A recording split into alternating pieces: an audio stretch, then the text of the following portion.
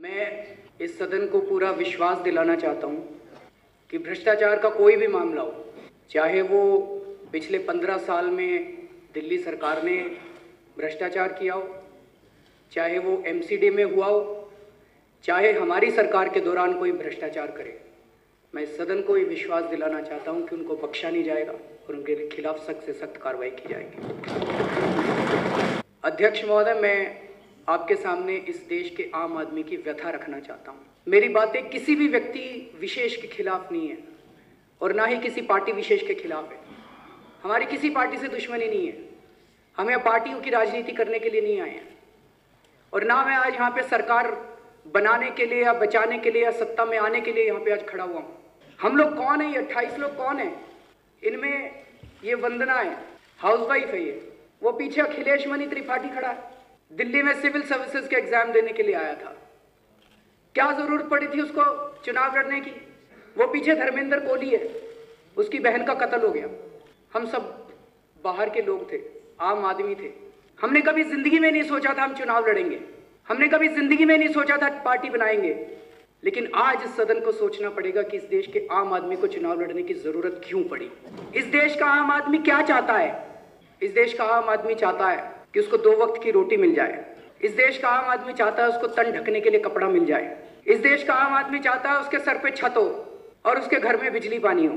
इस देश का आम आदमी चाहता है कि उसके बच्चों को शिक्षा मिल जाए। इस देश का आम आदमी चाहता है कि मेरे घर में कोई बीमार हो तो उसका इलाज हो जाए। इस देश का आम आदमी चाहता है कि उसके बच्चे सुरक्षित हों, उसका परिवार सुरक्षित रहे। और इस देश का आम आदमी चाहता है एक अच्छी न्याय व्यवस्था। बस यही चाहता है इस देश का आम आदमी।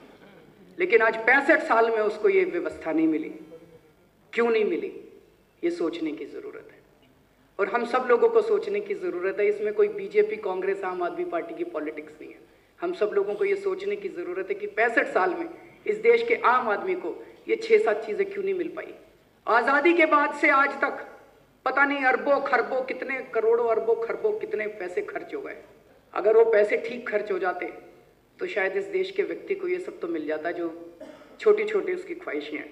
लेकिन वो सारे पैसे गए कहाँ, ये इस देश का आम आदमी जानना चाहता है। वो सारे इस देश की राजनीति की भेंट चढ़ गए। इस देश की राजनीति भ्रष्ट हो चुकी है, हमें मानना पड़ेगा।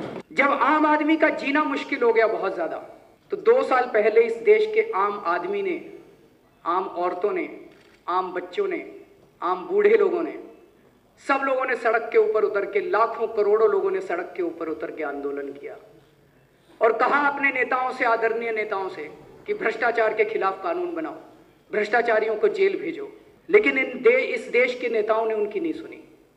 इस देश के नेताओं ने इस देश के आम आदमी को ललकारा कि अगर तुम्हारे में हिम्मत है तो चुनाव लड़के दिखाओ और खुद सदन में आ जाओ और खुद अपना कानून बना लो।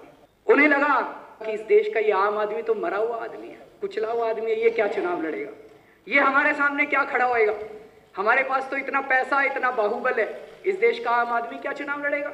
लेकिन शायद इस देश के नेताओं ने अपनी जिंदगी की सबसे बड़ी भूल की थी। वो भूल गए इस देश के खेतों के अंदर आम आदमी हल जोतता है, नेता हल जोतने के लिए नहीं जाते। इस देश का आम आदमी कपड़ा बनाता है, नेता कपड़े नहीं बनाते।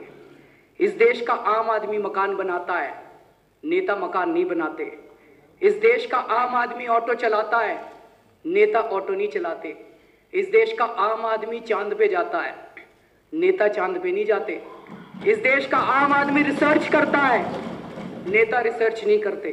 जब इस देश के आम आदमी के पास कोई चारा नहीं बचा तो इस देश के आम आदमी ने तय कर लिया कि ठीक है, इस बार चुनाव भी लड़के दिखाएंगे। पैसे तो थे नहीं और भ्रष्ट राजनीति से लड़ना था, तो लड़ाई राजनीति को साफ करने की थी। इसीलिए तय किया, हारे या जीते, सच्चाई का साथ नहीं छोड़ेंगे। असंभव लड़ाई थी, जीत की संभावना बिल्कुल 0 लग रही थी। नेता मजाक उड़ाते थे हमारा। 4 दिसंबर को और 8 दिसंबर को चमत्कार हुआ, आम आदमी जीत गया। दिल्ली के आम आदमी के कुछ मुद्दे हैं, इनमें 17 मुद्दे मैं इस सदन के समक्ष रख रहा हूं। इस देश के अंदर एक अजीब किस्म का वीआईपी राज है। एक मंत्री जाता है तो सारा ट्रैफिक रोक देते हैं। क्यों रोकते हैं भाई? कहते हैं जी मंत्री जी का समय बड़ा कीमती है, ट्रैफिक लाइट में खड़े हो गए तो उनका समय बर्बाद हो जाएगा। मैं तो बहुत मामूली आदमी हूँ, मैंने बताया 6 ही दिन हुए हैं, 7 ही दिन हुए हैं। मैं तो 6-7 दिन से ट्रैफिक लाइट पे भी रुकता हूँ, मेरा तो कोई टाइम खराब नहीं हुआ अभी तक। कहा जाता है कि उनकी सुरक्षा को खतरा है। देखो जी, जब तक ऊपर वाले की इच्छा है तब तक आपका कोई कुछ बिगाड़ नहीं सकता, और जिस दिन ऊपर वाले की इच्छा खत्म हो गई तो पूरी दुनिया का इतिहास उठा के देख लो, कोई आपको बचा नहीं सकता, चाहे कितने बॉडीगार्ड आप लगा लो। तो हम चाहते हैं कि दिल्ली से ये वीआईपी कल्चर खत्म होना चाहिए और इस देश से भी ये वीआईपी कल्चर खत्म होना चाहिए। दूसरा मुद्दा है जन लोकपाल बिल का। श्री हर्षवर्धन जी ने कहा कि दिल्ली के अंदर एक लोकायुक्त कानून है, पर वो बहुत कमजोर है सर। कानून के अंदर कुछ नहीं कर सकते। आपने तो देखा है पिछले कई सालों में जो लोकायुक्त कहते हैं उसको कूड़े के डिब्बे में डाल दिया जाता है। उसको तो बदलने की जरूरत है कि दिल्ली के अंदर एक सख्त कानून पास किया जाए भ्रष्टाचार के खिलाफ, कि अगर कोई भ्रष्टाचार करे तो भ्रष्टाचारियों की रूह कांप उठाए। राशन कार्ड बनवाना हो, पासपोर्ट बनवाना हो, वृद्धावस्था पेंशन लेनी हो, कुछ भी करना हो, पैसे देने पड़ते हैं, बिना पैसे के काम नहीं होता। तो इसी कानून के अंदर सिटीजन्स चार्टर का भी होना चाहिए कि हर काम की समय सीमा तय हो। अगर उतने समय में काम नहीं होगा, अधिकारियों को सारे रिसोर्सेज दिए जाएं ताकि वो काम कर सके समय सीमा में। लेकिन अगर उतने कम समय में काम नहीं होगा तो फिर कोई ना कोई पेनल्टी तो लगनी चाहिए उस अफसर के ऊपर। इसका भी प्रावधान इस कानून के अंदर। ये हमारा दूसरा मुद्दा है। आज आपको अपने इलाके में कुछ भी काम कराना हो, आप जाके कह दो जी वो स्ट्रीट लाइट खराब है, उसका बल्ब ठीक करा दो। रात को मेरी बेटी कॉलेज से आती है तो इसीलिए वो असुरक्षा होती है। आप किसी के पास चले जाओ, सरकार कहेगी पैसा नहीं है। लेकिन हम देखते हैं कि फुटपाथ तोड़ तोड़ के बनाते रहते हैं। पैसा तो है, पैसे की तो कमी नहीं है, लेकिन जो जनता चाहती है वो काम नहीं होते। सरकार या तो अपने बंद कमरों में निर्णय ले लेती है। मेरे इलाके में सरकारी पैसा कहां खर्च होना चाहिए ये अब इस देश के नेता और अफसर तय ना करें, ये इस देश की जनता तय करे। उस इलाके के लोग, किसी को स्वराज कहते हैं, सीधे जनता का राज, मेरा राज, जनता का राज। ये स्वराज का कानून हम दिल्ली के अंदर लाना चाहते हैं। दिल्ली को पूर्ण राज्य का दर्जा मिले, इसमें तो मुझे लगता है किसी पार्टी को, बीजेपी के भी मैनिफेस्टो में है, कांग्रेस भी इसके लिए लड़ती रही है, आम आदमी पार्टी भी ये मांग कर रही है। पांचवा मुद्दा है बिजली कंपनियों का ऑडिट। ऑडिट तो होना ही चाहिए, क्यों नहीं होना चाहिए। और बिजली कंपनियों का ऑडिट होने के बाद जो रिपोर्ट आए वो इस देश की जनता के सामने रखी जाए और उसके बाद हम सब लोग मिलकर तय करें कि बिजली के रेट क्या होने चाहिए। इसमें पार्टीबाजी ना करें। कोई कहता 30%, कोई कहता 50%, ये सारी अलग है। हम सारे मिलकर तय करें कि दिल्ली के अंदर बिजली के रेट क्या होने चाहिए। लेकिन एक सच्चाई पता तो चले कि इन बिजली कंपनियों में आखिर हो क्या रहा है। छठा मुद्दा, कई बार आरोप लगाया गया है कि दिल्ली के अंदर मीटर बड़े तेज चल रहे हैं। इसके कई आंकड़े भी दिए गए हैं। इन मीटरों की जांच होनी चाहिए। सातवां मुद्दा, दिल्ली में पानी की व्यवस्था। दो मुद्दे हैं पानी को लेके। एक तो बिल की समस्या है, दूसरी समस्या है पानी पहुंच नहीं रहा लोगों के घरों। आठवां मुद्दा है दिल्ली की अनाधिकृत कॉलोनियों का। हम चाहते हैं और आप लोग भी चाहते हैं, आज सबकी बातें सुन के मुझे अच्छा लगा, सारी पार्टियां चाहती हैं कि इस दिल्ली के जो लोग अनऑथराइज्ड कॉलोनीज के अंदर रह रहे हैं वो बहुत ही गंदी जिंदगी जी रहे हैं, ना उनकी बेसिक सुविधाएं उनके पास। उनको बेसिक सुविधाएं मिलनी चाहिए। उसका समाधान ये सदन ही निकालेगा। हम सब लोगों को मिलकर उसका समाधान निकालने की जरूरत है। नौवां मुद्दा है दिल्ली की झुग्गी बस्तियां। कोई भी आदमी झुग्गी में मर्जी से तो नहीं रहता, गरीबी में ही रहता है। तो इन झुग्गी बस्ती वालों के लिए भी हमें कुछ समाधान निकालना पड़ेगा और जब तक समाधान ना निकले इनकी झुग्गियां ना तोड़ी जाएं। क्योंकि एक आदमी का जब घर टूट जाता है ना जी, उसके पास कुछ नहीं बचता। उसके बाद वो सड़क पे आ जाता है, फिर वो कहीं ना कहीं तो झुग्गी डालेगा। आप इधर से तोड़ दो तो वो उधर डाल लेगा, वो उधर से तोड़ दो तो इधर डाल लेगा। कुछ समाधान निकालना पड़ेगा इनका। 11वां मुद्दा है व्यापार एवं उद्योग। इस दिल्ली के व्यापारी, बहुत सारे व्यापारी आते हैं मेरे पास। इस देश का 99% व्यापारी ईमानदारी से काम करना चाहता है जी, लेकिन हमारी व्यवस्था पूरी ऐसी बनाई गई है कि हर व्यापारी को एक चोर की निगाह से पूरी व्यवस्था देखती है, सरकार देखती है। व्यापारी ये कहता है मेरे से टैक्स ले लो लेकिन मेरा पीछा तो छोड़ो, मेरे को धंधा तो करने दो। वो टैक्स खुशी खुशी देना चाहता है। तो इस पूरी व्यवस्था का भी अपने को सरलीकरण करना पड़ेगा, सबको बैठ के ही सरलीकरण करना पड़ेगा। रिटेल में एफडीआई, हम तो इसका विरोध करते हैं और बीजेपी भी इसका विरोध करती है, तो मुझे तो लगता नहीं सदन में इसकी कोई दिक्कत होनी चाहिए। दिल्ली के गांव देहात, आज दिल्ली में किसान को किसान नहीं समझा जाता। दूसरे राज्यों के अंदर बीज पे सब्सिडी मिलती है, खाद पे सब्सिडी मिलती है, दिल्ली के किसानों को नहीं मिलती।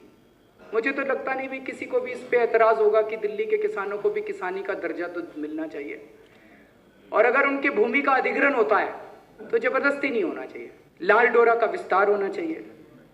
14वां मुद्दा है शिक्षा। आज दिल्ली के सरकारी स्कूलों की हालत बहुत खराब है। कोई अपने बच्चे को चाह के सरकारी स्कूल में तो नहीं भेजना चाहता। मुझे नहीं लगता हमारे में से यहाँ पे किसी के भी बच्चे सरकारी स्कूल में पढ़ते हैं। सरकारी स्कूलों की हालत सुधरनी चाहिए, सरकारी स्कूलों की संख्या बढ़ाई जानी चाहिए, और प्राइवेट स्कूलों ने जो धांधली मचा रखी है दिल्ली के अंदर, डोनेशन के नाम पे, फीस के नाम पे, डोनेशन का सिस्टम तो बंद करना चाहिए, और यह फीस कैसे तय की जाती है इसका कोई पारदर्शी तरीका निकालना चाहिए, कोई फार्मूला निकालना चाहिए। 15वां मुद्दा स्वास्थ्य का। आज किसी सरकारी अस्पताल में चले जाओ, बहुत बुरा हाल है वहां पे। तो सरकारी अस्पतालों के अंदर प्राइवेट अस्पतालों से भी अच्छा इलाज होना चाहिए। 16वां मुद्दा है महिला सुरक्षा का, कि महिलाओं की सुरक्षा के लिए एक अलग स्पेशल महिला सुरक्षा दल बनाया जाए, कि महिलाओं के साथ अगर कोई गलत काम हो तो उस मामले में 3 से 6 महीने के अंदर उस व्यक्ति को सजा मिलना चाहिए, उसकी ट्रायल पूरा होकर उसको सजा मिलनी चाहिए, और सख्त से सख्त सजा मिलनी चाहिए। और आखिरी मुद्दा है न्याय व्यवस्था, कि आज कई सालों तक केस लंबित पड़े रहते हैं।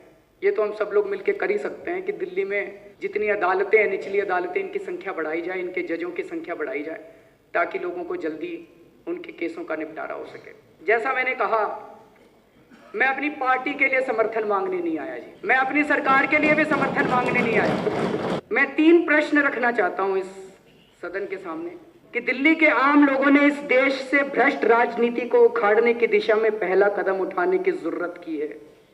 आज इस सदन के सामने प्रश्न है कि आम आदमी की इस लड़ाई में इस सदन का कौन कौन सदस्य आम आदमी के साथ खड़ा है। दूसरा प्रश्न है, ये लड़ाई देश से भ्रष्ट राजनीति समाप्त करके सच्चाई और ईमानदारी की राजनीति कायम करने के लिए।